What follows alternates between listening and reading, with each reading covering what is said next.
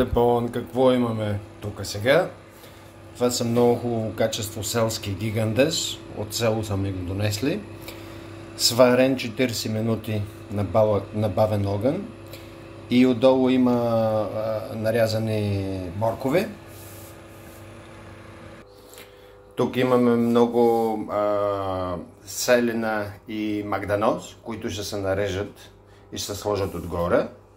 А тук имаме готов разтвор, който е направен от прясно домате, лук, малко чесън, много селена,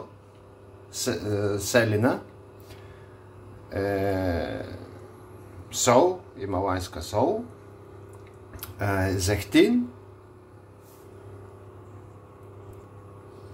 малко черпепер, който фактически после ще се залее отгоре върху гигандеса Big Beans.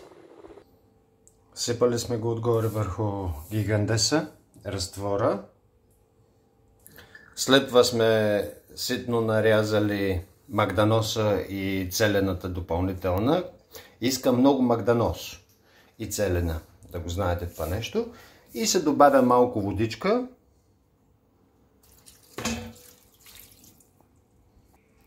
И като последна стъпка се слага зехтин отгоре малко.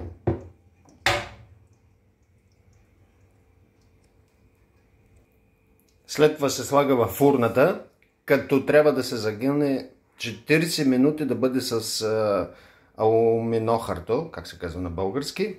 Или в моя случай, аз имам по-добър случай, имам малка такава тънка тавичка, която фактически се захлюпва 40 минути на 180 градуса и след 40 минути се маха капака или алуминохартото за още 20 минути.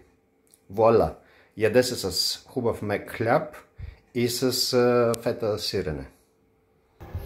Метнали сме го в фурната. Ей Господ даде във вкусови и здраве.